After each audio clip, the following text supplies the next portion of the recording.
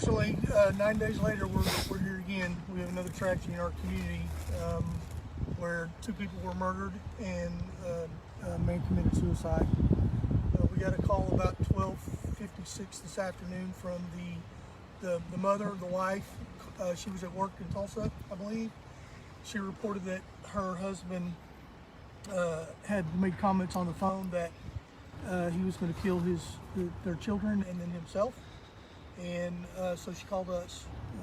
We showed up out here immediately and started to try to make phone calls and get a hold of them by phone, because when a gun's involved, we don't want to just go knock on the door. So at that point, we weren't making any contact with anybody. We pinged the girls' phones. We had their phone numbers and we pinged them. Weren't able to get a hold of anybody. So we then had the mother come to the scene with the key to the house. We made entry again. No contact with anybody, so we went ahead and went inside and searched, and we found 2 teenage females who were deceased and a male we believe the father was deceased. We can tell you that a handgun was involved in this incident, and that's kind of where we're at. We're waiting on a warrant so that we can go in and do our crime scene preparation. We're doing it the same way we did it last time, with OSBI is going to come in and assist us. And we'll go from there.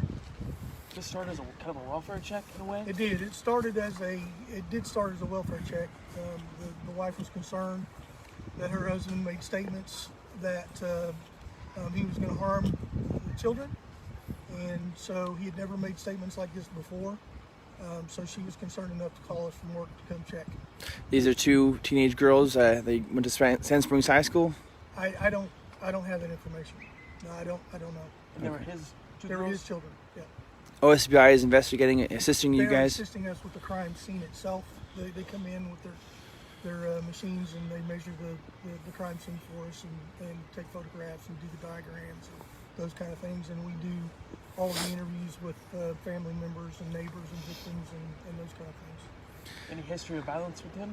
We had 1 domestic violence call here in 2017, but we don't know if they lived here. We don't know if it was related to this address.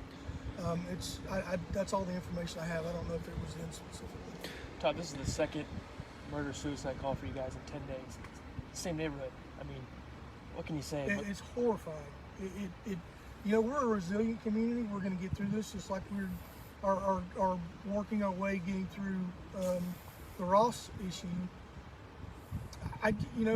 I would just reiterate that if you have issues in your family, or you know of people who have issues in their family unit, say something. Don't just hide it, and check on your friends, check on your neighbors.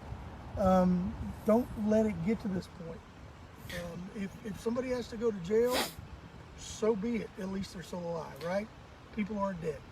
So if you see something, you know something, say something, so we can try to help get people the help that they need, or get them away from each other, get them some other resources so they don't have to live in violence. Todd, talk about your officers. They've also had to investigate both of these horrific crime scenes. How are they doing, and just what does this mean for your department? It's kind of on the one hand, luckily it's an entirely different group than was here on that Saturday afternoon. On the other hand, now we have 6 additional officers who have to deal with this tragedy, a tragedy like this. We have the resources to help us get through it, and we will. We're resilient. This is what we do for a living.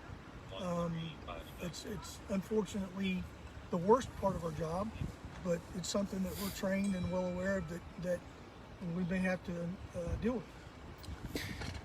Any communication yet with this the mother, and how's she doing? We're interviewing her now, so obviously it's devastating to her, we'll help her get through this as best we can. No reason why? No explanation? She indicated that they were having marital issues, but it had been going on for a while, but they're both still living in the home. So that's why I would reiterate, even if there's not violence, because there may not be a huge history of violence here, But even if there's not, you know, you still need to let somebody know, and you still need to be cautious about how you seek help for these things. You know, don't just blow it under the rug and say this is a family issue, we'll handle it within the family. Well, obviously it doesn't always work.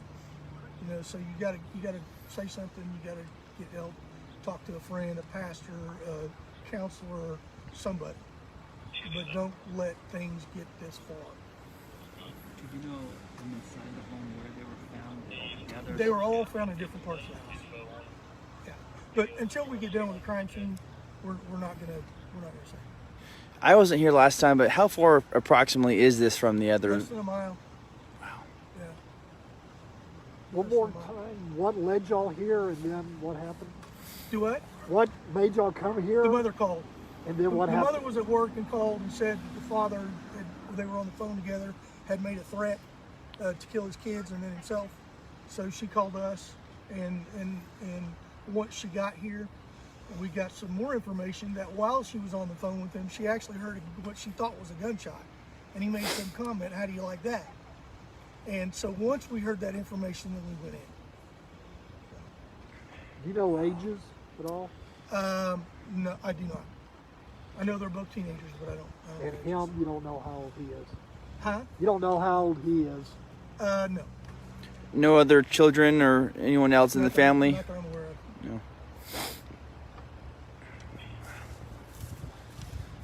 Thank you, Todd. You guys good? Appreciate it, buddy. Thank you. Thank you. Go get warm. Yeah. Right.